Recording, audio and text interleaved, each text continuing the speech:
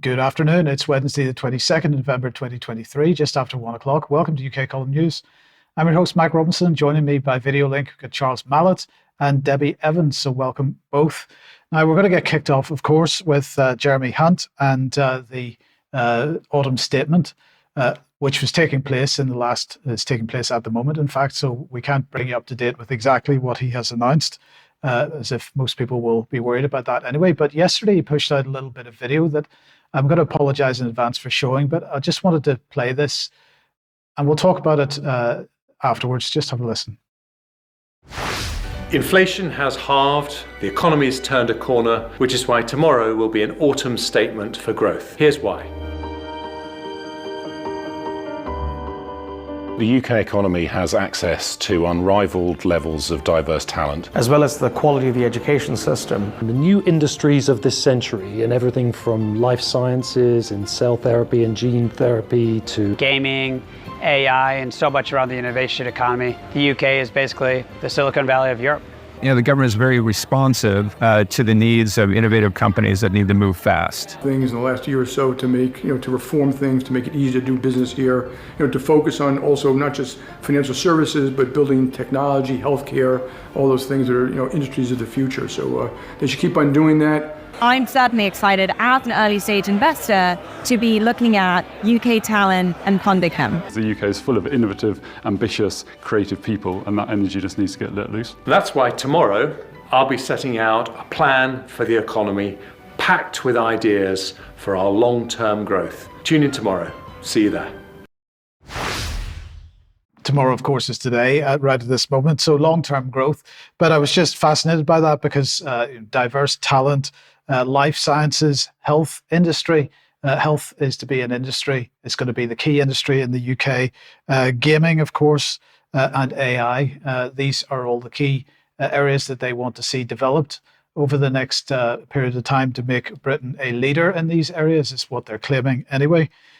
So, of course, in terms of what he was announcing today, the only thing that we knew yesterday was that the national living wage was going to go up to £11.44. This is being described as a pay boost for millions of workers aged 21 and over. So, they're saying that whatever they do today, it's not going to affect inflation. That doesn't seem to quite add up there because they're expanding the living wage to extra age groups for a start. But if we just look at some of the other things that were understood yesterday and this morning, up until he started speaking, that he was very much saying that Britain is on a path to lower taxes. National insurance cut was going to be likely, 7.8% pension increase. In fact, just before we came on air, he did announce 6.7% benefits increase. Some people thought that would be the average inflation figure of 4.6%, or the latest inflation figure, sorry. But in fact, he chose 6.7%. Likely to be increased sanctions on people that are not following the rules as far as the job centres are concerned. So anybody on benefits likely to be getting increased sanctions if they're not doing what they're told. Possible fuel duty increase, that remains to be seen. But the other thing that was sort of announced was that people would be paid for agreeing to have electricity pylons positioned close to their homes. So £1,000 per household if they would agree to the planning restrictions being lifted for electricity pylons being installed. But it was this that I really wanted to sort of mention today. This was an exclusive for the Telegraph. Benefits claim it's subject to bank account checks and fraud clampdown. This is being described as a clampdown on fraud, of course. This reform is designed to reduce soaring number of people on out-of-work welfare. So let's have a look and see what Mel Stride, the Work and Pensions Secretary, was saying. Labour's soft touch to the welfare system is not only reckless, it's unfair. It's no wonder that Labour have never left office with unemployment lower than when they came into power.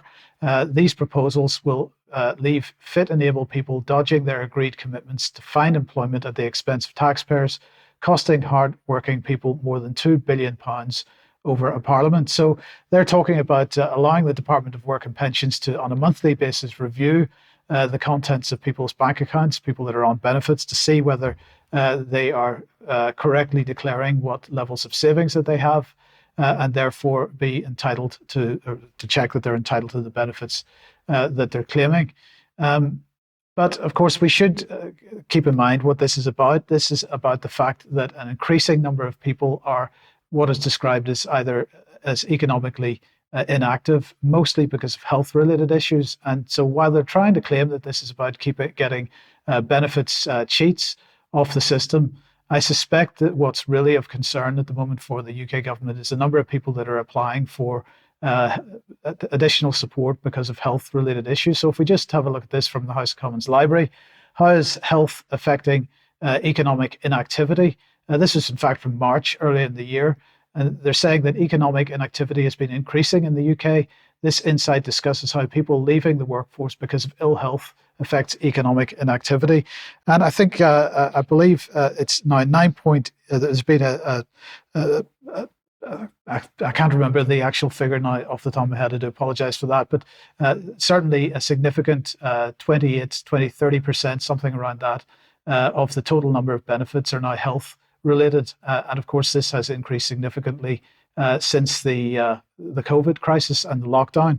Well, Debi, I don't know what your thoughts are on this, but clearly there is a precedent being set here because government is now claiming the right to access people's personal bank accounts.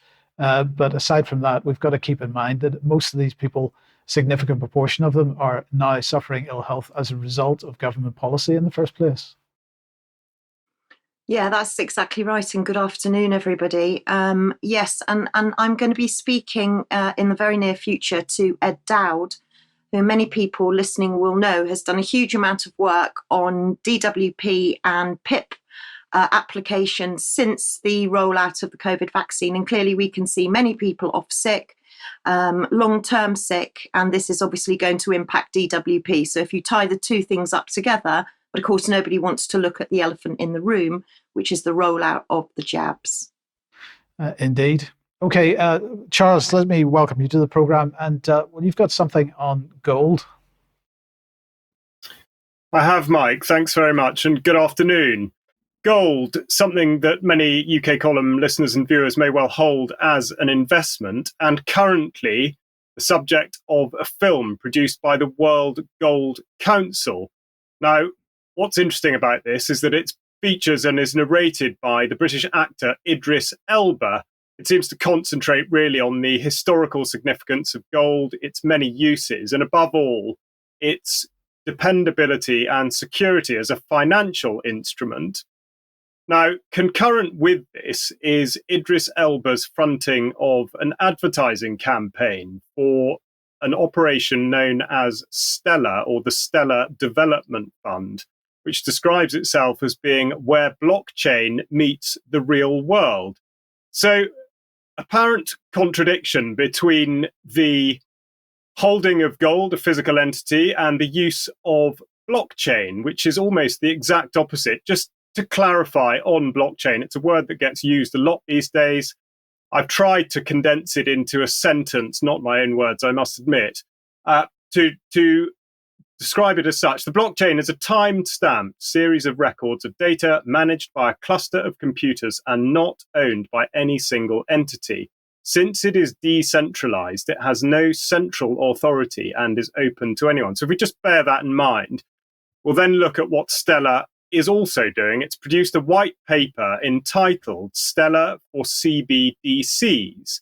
And within that white paper, there is a text which goes into the acceleration of things due to the COVID pandemic. It says that the COVID pandemic has only accelerated the situation, with lawmakers and regulators even more willing to consider new technologies that could improve the lives of their citizens, whether focused on increased competition in financial services, greater ease of distributing social benefit payments, or bringing safety and security to the unbanked. Central banks are imagining the promise and possibilities of CBDCs. So can't be a coincidence. And therefore, we must look now at the Bank of England itself, because, of course, it holds the gold reserves. There's a graph here just to show the holdings currently by weight. The last 2 years they appear to show a decline towards this stage of 2023. In actual fact, that's not really outside of normal bounds for the last 10 years. But what is significant is the Bank of England's relationship with the LBMA, which I've taken some text from, the London Bullion Market Association, and the bank states that the LBMA invites the bank to observe discussions at its board which are relevant to the bank's custodial function. The bank is not a member of the LBMA nor its board and has no regulatory responsibilities for the gold market. Its role is limited to matters affecting its gold custodial responsibilities. To support its role, the bank also observes at the LBMA's physical committee and attends its working group. So essentially, the bank is at pains to distance itself from the LBMA. But, of course, there is a very close relationship. And this is pertinent because in 2021, the LBMA produced a report by Stephen Lowe called the Digital Gold Special Report. When and not if will the potential be realised? And essentially, Lowe puts forward the view that he thinks it's unlikely to be something that's going to happen anytime soon. But what he does say is that most experts refer to the need for a replumbing of the whole financial system to create digital payment rails. This infrastructure is necessary, and until this occurs, large-scale digital gold adoption will be limited. Now, what he's really suggesting here is that the entire financial system must collapse in order for this to work. So it's been an offer, it's been a concept the Bank of England have talked about a lot. They've consulted on it earlier this year. They also ran something called Project Rosalind, which was effectively a tabletop exercise with the Bank for International Settlements, concept development. And from this, there is the suggestion, at least by a commentator, sorry, Stephanie, just have the next piece, please.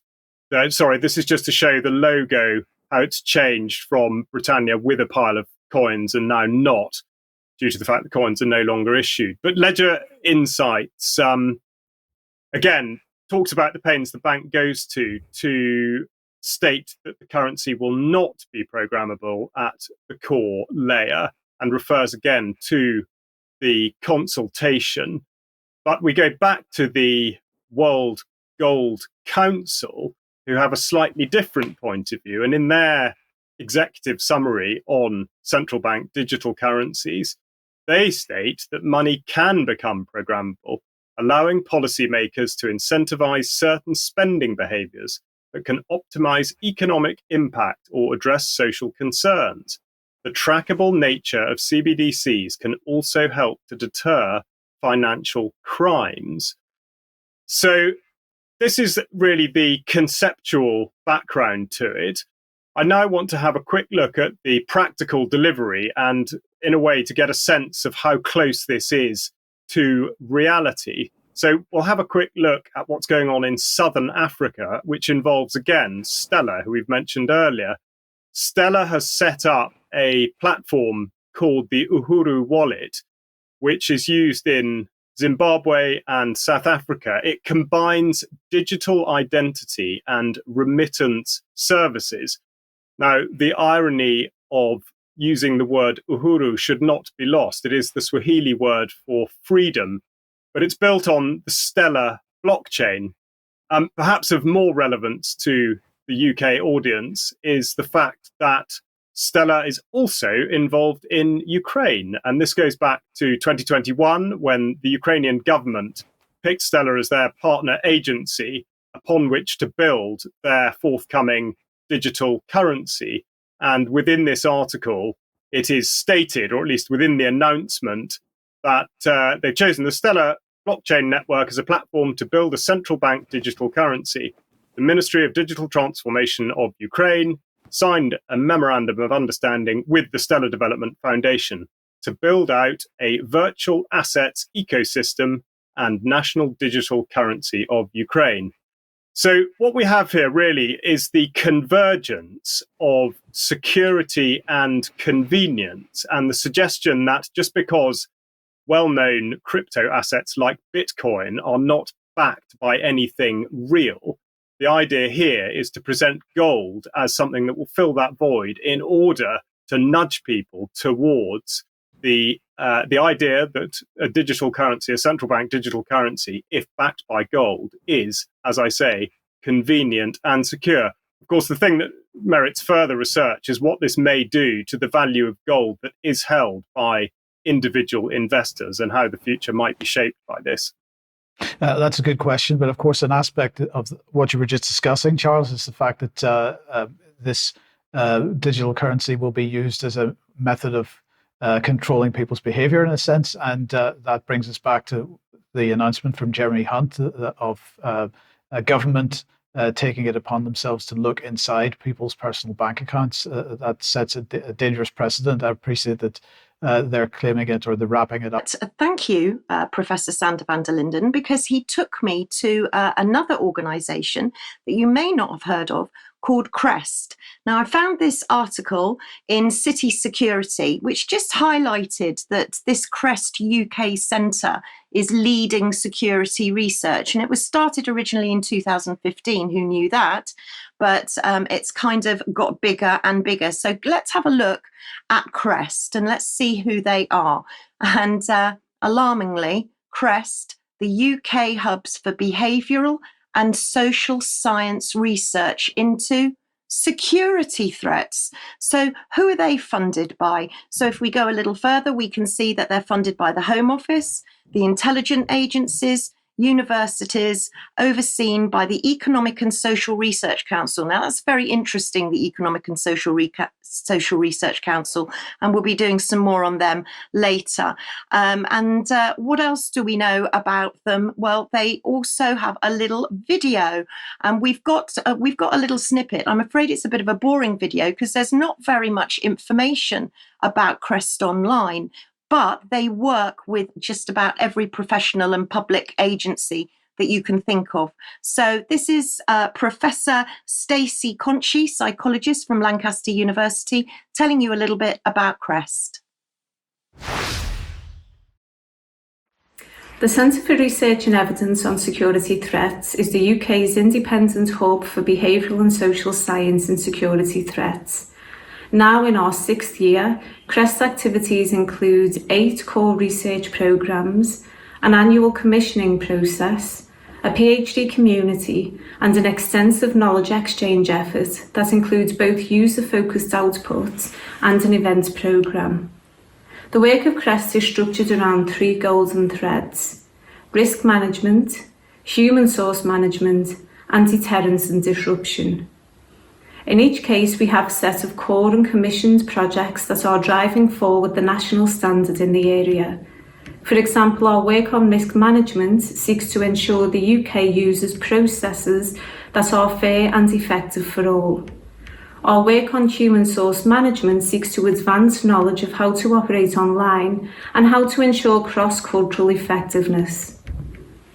We also work closely with those who share our ambitions around the world, including TSAS, and we seek to play our part in growing the international community. We hold an annual conference, regular workshops, and offer training to early career researchers. Our continued efforts to engage stakeholders within the UK and internationally have resulted in many bilateral projects and contributions, and ultimately to a better understanding on both sides of how behavioural and social science can be exploited. CREST was established to act as a hub that brings together and supports a community of behavioural and social scientists in their efforts to contribute to national security. That mission remains true today. So I just want to flip through a few very quick slides to give you an overview of CREST. So first of all, CREST are involved with prevent, counter-terrorism, security, and channel. If you go to the next slide, you can see that they've got an autumn review. It's a bit like a comic, but let's go and have a look at some of what's in the autumn review. So there you can see an article by Professor San van der Linden, and that's how we got to CREST. A few of the numbers of CREST. We've got 12.4 million going in with 23 million following up, 104 research outputs experts, 222 researchers. The numbers go on and on. But what was interesting, and I would urge you to screenshot these next two shots because there's so much information in it, but this is your A to Z of misinformation. So this is A to N, and the next screenshot will be O to Z.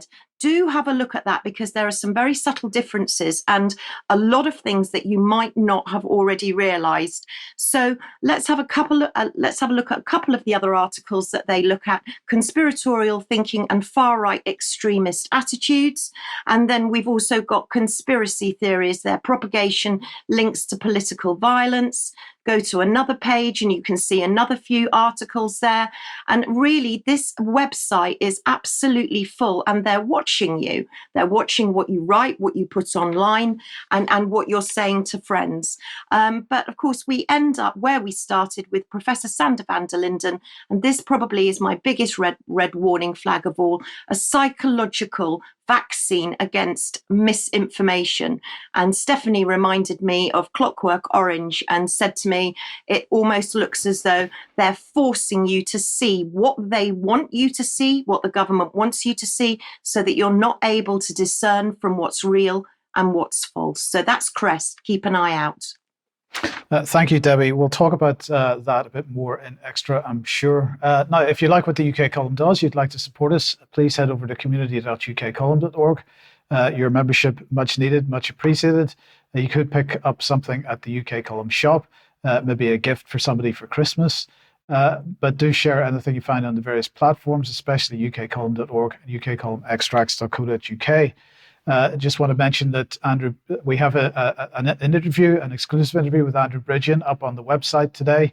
Go and have a look at that. Andrew Bridgen interview, Conspiracy Silence Over Excess Deaths. Henry Woodas did that for us.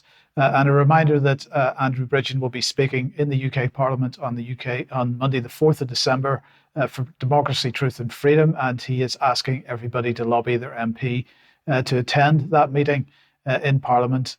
And we'll have various people speaking at it, as well as Andrew Bridgen, as you can see on screen. If you want to find out more and see a template letter for this, you can do that at www.saveoursovereignty.co.uk. Debbie, very briefly, please, your blog is up.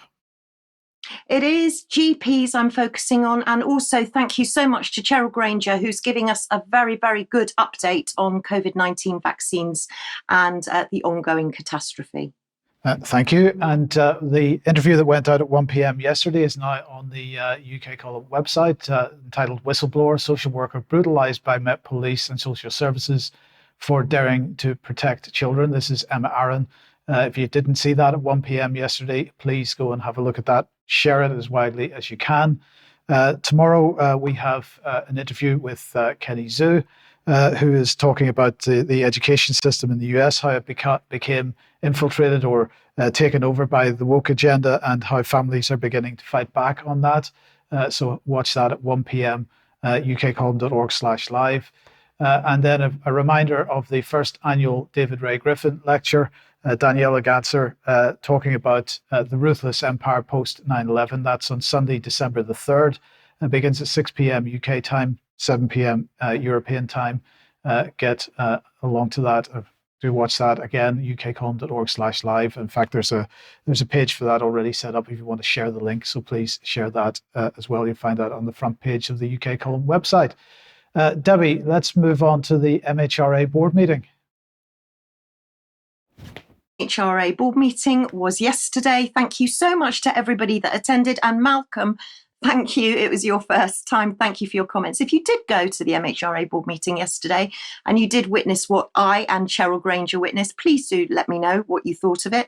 So a quick summary. I've written a few notes just on a quick summary. They're pleasing their masters again. They want international recognition, acceleration of clinical trials. They've been talking about stem cells. They've also been talking about their people strategy. It's all about their people. But I wanted you to go to Headley Rees's amazing Substack, because honestly, he is packed with information there on the MHRA. And we've done loads of work on the revolving door of the MHRA, and he goes into it in great depth. So I've got a lot to report about the MHRA board meeting. I'll be doing that next week and in my blog. But needless to say that Cheryl's question, again, well, it was asked, but the MHRA didn't have an answer. But I'll leave her to tell us about that. And my freedom of information that I wrote to the MHRA about the article that came out in the Telegraph with regards to the AstraZeneca legal case. Shh, don't say anything about it because nobody wants to talk about it, it would seem. So I asked the MHRA if they'd received, if the Telegraph had received a threatening phone call to tell them to back off from the article. And I received this reply, and I've just highlighted it in red, but you can see that basically they say that no, they have absolutely no idea, to the best of their knowledge. They know that it was referred to in the Telegraph. They know that it was reported, but having reviewed their records, to the best of their knowledge, we have no evidence that any phone call of this nature took place. So if there's anybody that's watching from the Telegraph who would like to just clarify with us, or maybe they've got a recording of the phone call, that would be very helpful. But the MHRA deny all knowledge. Thank you, Debbie. Thank you. Let's move then to the Middle East and Gaza. And Benjamin Netanyahu, very clear that although there's this 4-day pause in fighting has been called, that they haven't announced that yet. It's officially, I mean, it's the announcement of when it exactly is going to start is going to take place in the next 24 hours. Netanyahu saying, we are at war and we will continue the war until we achieve our goals, eliminate Hamas, return all our abductees and missing persons, and ensure that there be no element in Gaza that threatens Israel. So what's been agreed? Well, they're going to, Hamas is going to release, or the Palestinians are going to release 50 hostages from Gaza, all under the age of 19. Israel is then going to release 150 Palestinian women and teenagers held in Israel. They are also under the age of 19. But the Israelis have actually published a list of 300 names that potentially are going to be released. Now, apparently this is because there's a legal requirement in Israel that ahead of any prisoner release, people get a right to petition the Israeli Supreme Court. They've got 24 hours to do that, to try to prevent any particular name being included in the prisoner release. The Israelis have also said, or at least the deal is also including an extension of a day of pause in fighting for every 10 hostages released by Hamas. And Israel will release up to another 150 Palestinian detainees if up to another 50 hostages are released from Gaza.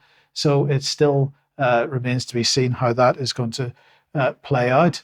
But in the meantime, I just wanted to highlight this Haaretz article, because when the hostages are released by Hamas, what is going to become of them? Well, they're going to be taken to hospital. Haaretz saying that meanwhile, 6 hospitals in Israel are ready to receive the hostages that are set to be released as part of the hostage deal. They've established designated compounds to receive them, separate from other patients and the media. So clearly the fact that the media covered the previous release of hostages in the way that it did, and that the hostages didn't say quite what the Israeli government wanted them to say, that's going to be managed in the future, and no possibility of this group of hostages speaking to the media, at least not in the way that they did the last time. In the meantime, the Israelis say that they've set up a new route for people to leave North Gaza, and they're saying that today people were free to use this route between, I believe it was 10 a.m. and 2 p.m. Today. So there was a pause today already before the official 4-day pause begins. Now, Israel perhaps doesn't have the best reputation for this. They have bombed people leaving North Gaza in the last few weeks. So we wait to see what happens, or what the news is from today. But the next thing I wanted to sort of mention was the emergency BRICS meeting on Palestine that took place. And I just wanted to focus on some of the comments that Xi Jinping has made on that. So he said China calls for an early convening of an international peace conference that is more authoritative to build international consensus for peace. He said the parties to the conflict must end hostilities and achieve a ceasefire immediately. So what's been achieved here is a 4-day pause. It's not a ceasefire. And in fact, in North Gaza, during those 4 days, the air bombardment will only stop between 10 a.m. and 4 p.m. each day. It's below the demarcation line for South Gaza that they're saying that the bombing will stop for the full 4 days and completely. But Xi Jinping calling for an immediate full ceasefire. He's saying that all civilians should be released and that there should be an act to prevent loss of more lives and spare people from more miseries. He said humanitarian corridors must be kept secure and unimpeded, and more humanitarian assistance should be provided to the population of Gaza. And he went on to say that the collective punishment of the people in Gaza in the form of forced transfer or water, electricity and fuel deprivation must stop, and that the international community must act with practical measures to prevent the conflict from spilling over and endangering stability in the Middle East as a whole. So that was the result of the BRICS meeting, the BRICS emergency meeting. And once again, I'm finding it difficult to find anything to complain about, in the words of Xi Jinping there. So that's up to date with that. Charles, let's move on to international human rights. Right, thanks very much. This does follow that section closely, particularly the words coming from the Chinese president. Vanessa has touched on this several times over the last few weeks, and really, I just want to talk about the fundamental principles in terms of international humanitarian law, how it should work, and the reality, what does actually happen. So just to set a bit of context, because of course the narrative now is going so strongly in one direction that we're really only permitted to discuss Israel's inherent right to self-defense against an international adversary. So we'll look back to 2014 and a slide from Human Rights Watch, in which they refer to the ICC, the International Criminal Court, investigation into war crimes and serious crimes against humanity committed in Palestine. So there is precedent, in a sense, for investigations into the activities being conducted in that area. So we'll just use this as a case study to examine the fundamental nature of armed conflict and the application of the law. Now, the international humanitarian law itself, from the 1949 Geneva Conventions, has a specific clause, Article 46, which is the prohibition of reprisals. It states, reprisals against the wounded, sick, personnel, buildings, or equipment protected by the convention are prohibited.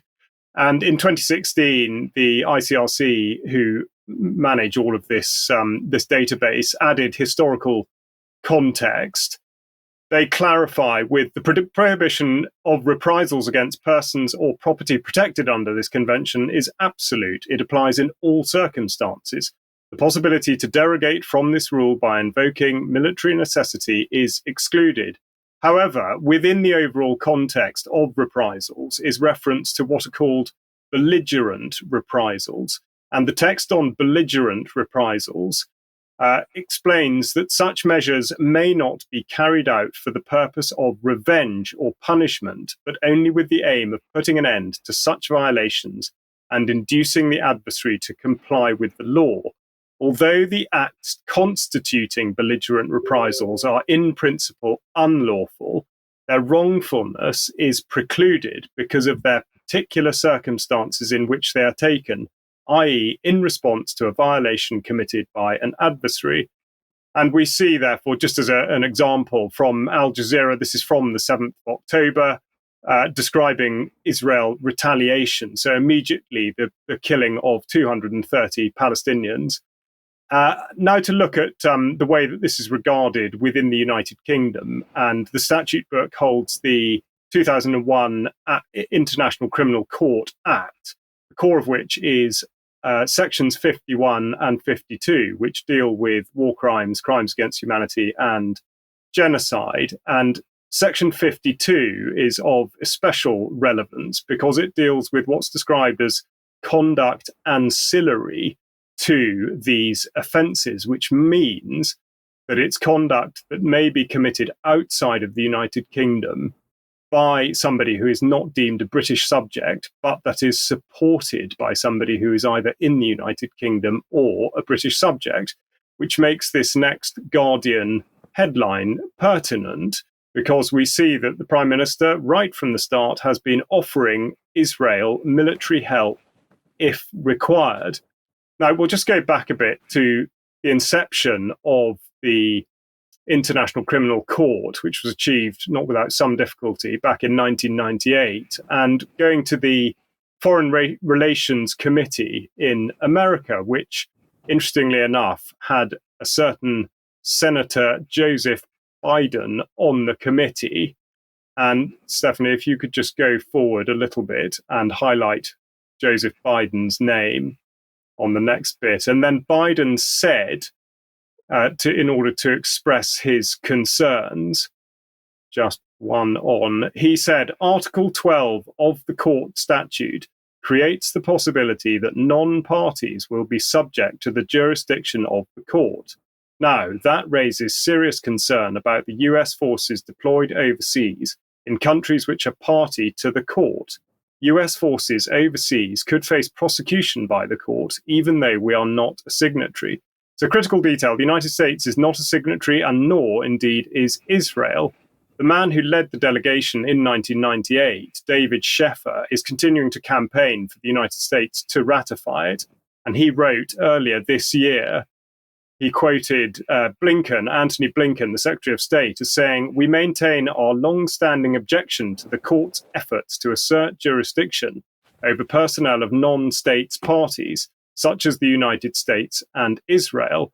And in fact, Blinken earlier in 2021, with specific regard to the ICC investigation into Palestine, went further by saying the ICC has no jurisdiction over this matter. Israel is not a party to the ICC and has not consented to the court's jurisdiction. And we have serious concerns about the ICC's attempts to exercise its jurisdiction over Israeli personnel. The Palestinians do not qualify as a sovereign state and therefore are not qualified to obtain membership as a state in, participate as a state in, or delegate jurisdiction to the ICC. So strong words there from the United States. The point to make is that neither is a signatory, but also that in the rhetoric, they appear to be wanting to have it both ways. First of all, to back Israel's right to inherent self-defense against an international adversary, yet at the same time describing Palestine as not holding the status to denote it as such. So what has the ICC achieved over the last 25 years? I've got a map here which shows the areas of the world that the ICC is currently active in, and of the areas that it has dealt with over the last 25 years, there have been 51 defendants have had proceedings against them, of which only 10 have resulted in convictions, and all 10 are African. So the specific achievements of the ICC are not just limited, but also very much focused on parts of the world that are not necessarily within the current orbit of the Middle East crisis. In terms of the UK, we look at the Met Police, who have the Counterterrorism Policing Unit, SO15, which is still appealing for war crimes in Ukraine. So again, no focus from them on the Middle East. But the last thing I want to have a look at, just to set the context, really, when we consider it down at the grassroots level, or indeed the business end, and the potential involvement of British troops in this action, or indeed any other around the world, these are the sorts of things that they should consider. And this is taken from JSP 383 initially, the Joint Service publication about the law of armed conflict, and then the aid memoir, which is the next slide at JSP 381, which in it states that attacks must only be directed at military objectives. They must not be indiscriminate in nature. You must not attack civilians unless they are taking a direct path in hostilities, civilian buildings or property, including cultural property, unless they lose their protected status and you are ordered to attack. Medical personnel and chaplains, hospitals, medical centres or medical transport, civil defence facilities, dikes, dams and nuclear power stations, undefended towns, villages and buildings, or safety neutralised or demilitarised zones, enemy combatants who've surrendered, all personnel or objects bearing protective emblems, and those protected by a flag of truce. So I'm not in any way trying to point viewers or listeners in one direction or the other, but bearing these things in mind, it is difficult to draw an opinion on exactly what is going on in the wider context, but also how a British soldier or sailor or airman should deal with this situation if confronted with it. Well, the question is there any effort with the UK government to prevent war in any way, shape or form? And sort of just to illustrate that, let's just have a look at this event. This was the Franco-British Council meeting, which took place a couple of days ago. Grant Shapps, the Defence Secretary there, speaking at that event. Now, of course, this comes out of the Lancaster House Treaties, which was a 50-year defence pact that Britain signed with the French in 2010. In fact, that was absolutely the first thing that David Cameron did when he became Prime Minister in 2010, and then followed up by Theresa May's Sandhurst Treaty a few years later. So we'll call this Franco-British defence. And I just want to highlight some of the quotes from Grant Shapps' speech here and give us an idea of what Britain's attitude to the current conflict around the world is. He said, "I think we need to acknowledge that the world is rapidly changing. The threats that we are facing are increasing. Hamas shares an ideology with that of Daesh and Al-Qaeda offshoots that are growing in influence across sub-Saharan Africa, for example. The fact that Britain is backing these in many ways is apparently lost on him. But anyway, behind Hamas lies the malign shadow of Iran, which continues to pull the strings of its other proxies, no matter whether it's Palestinian Islamic Jihad, Hezbollah in Lebanon, and the Houthis of Yemen, or the militants of different locations from Iraq to Syria." So basically, because Iran has been on the list for many, many years, what are we looking at here? A desire by Britain to expand the conflict to include Lebanon, Yemen, Iraq and Syria. I think that is absolutely what we're looking at here. He went on, and as Iran and North Korea send suicide drones and artillery to Russia, Russia invites Hamas to the Kremlin. So not only is Russia our enemy because of what's happening in Ukraine, but also because Russia is inviting Hamas to Moscow. And let's continue. Meanwhile, the Kremlin has a no-limits partnership with China, and China, in the midst of massive military and economic expansion, has a mutual defense treaty policy with North Korea. So again, we see that the usual suspects, Russia and China, are absolutely still in these crosshairs as far as the British government is concerned. And finally, he went on to say that collectively these nations seek to rewrite the international order in their own image. So the thing that's really upsetting Britain then at this point is that the international order, which they wrote in their own image following the Second World War, is at risk. And so they are looking seriously at conflict with all the countries that we've just mentioned. So let's just look at Britain's strategy then. Their strategy is, first of all, their wholehearted backing for Ukraine. This is how they're going to drive this forward in the next period. They're going to shore up our international order. It's not clear whose international order that is, but it's who our is, in this case, which means continuing to bolster NATO, which is the bedrock of our European shared defence. So European Defence Union still on the minds of the British government, and elevate the Entente. He says, increase our efforts to share intelligence, counter terror, and combat the cyber misinformation that poisons our national debate. So this is clearly also very much part of their mind and their concern is the level of what they describe as misinformation and disinformation. Debi was talking about that a second ago. This is core to how they see the need to drive things forward, is to stop any counter narratives appearing anywhere in the national debate. So that's Britain's strategy. It's not a peaceful strategy. They're not speaking the language of peace. It continues to speak the language of war and expansion of the war. Let's move on, Debi, I suppose back to behavioural sciences again, and Susan Mickey. Misinformation, behaviour. I'm on a bit of a behaviour thing this week. So who can forget Professor Susan Mickey? We've covered her loads of times before.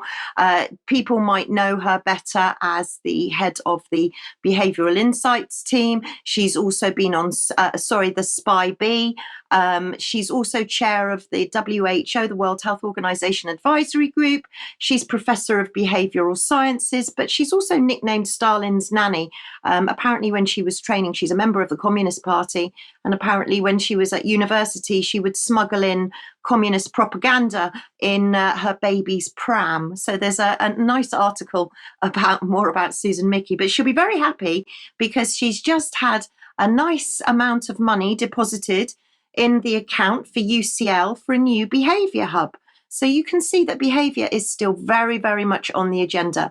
We are being watched, we are being monitored, and we are being manipulated.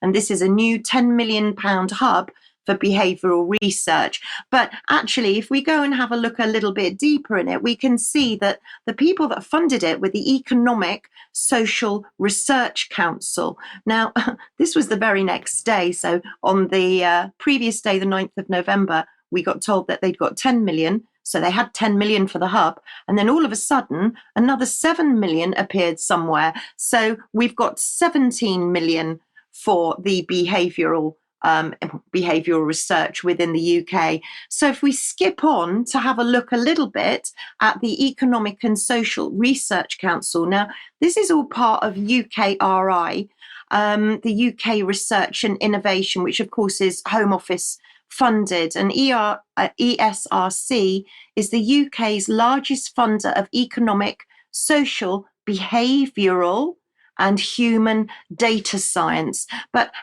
what are their strategies? They've actually got a huge strategic delivery plan. So I've just taken a few sections just to highlight where they're going with this. And you can probably see that it's all about world class. So they're going to be world class people, world class places, world class ideas, world class innovation, world class impacts, and a world class organisation. And there you can see Professor Alice Parks, who heads it. But where do the ERSC differentiate from the UKRI? And interestingly, in their strategy, they have a nice little graph, and you can see where the differences are and their priorities for the ESRC. Sorry, I always get those initials wrong. The Economic Social Research Council. Their priorities are health and social care, security, risk and resilience, digital society, net zero, and climate change.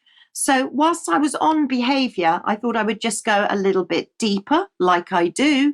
And I found out that we are to get, I believe, a behaviour manifesto.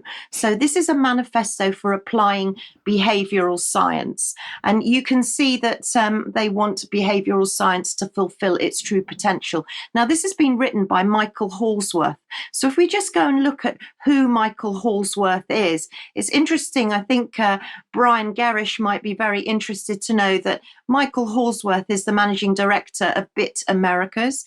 He's got a PhD in behavioural economics. He's Imperial in Cambridge, but he also authored Mindspace and the other document that we have featured on the column called EAST, which covers, it stands for Easy, Attractive, Social and Timely. And it's another behavioural strategy framework. But he was also senior policy advisor to the Cabinet Office. And this manifesto has got 10 goals. And I'll just list them very quickly for you. There's 1 to 6 there. So you've got use of behavioural science as a lens, build behavioural science into organisations, see the system, put RCTs into place. Now, RCT stands for randomised controlled trials, replication, variation and adaptation, beyond lists of biases.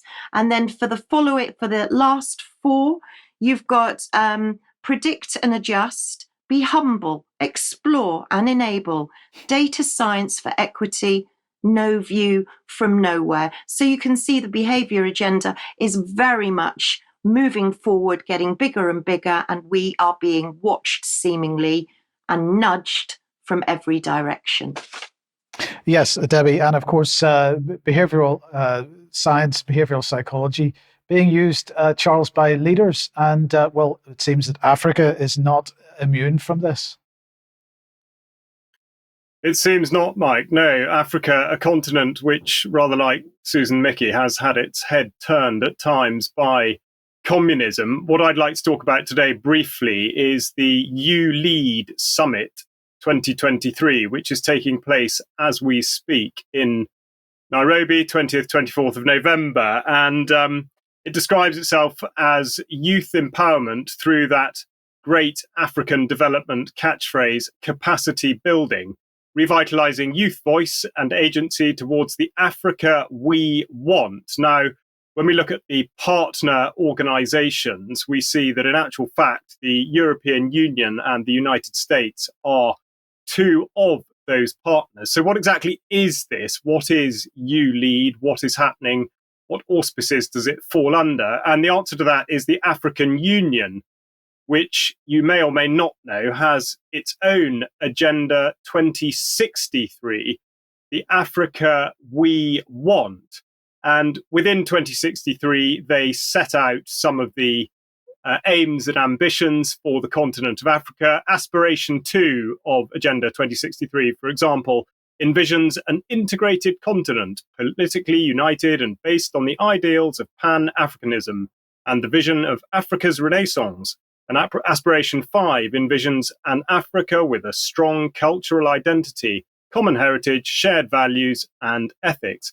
So you might think, given the pushback from Africa on issues such as Ukraine and indeed the global pandemic, that they might be going in a distinctly African direction. However, looking at social media posts from the summit at the moment, we see that in actual fact, it's aligned very much directly with the United Nations Global Sustainable Development Goals.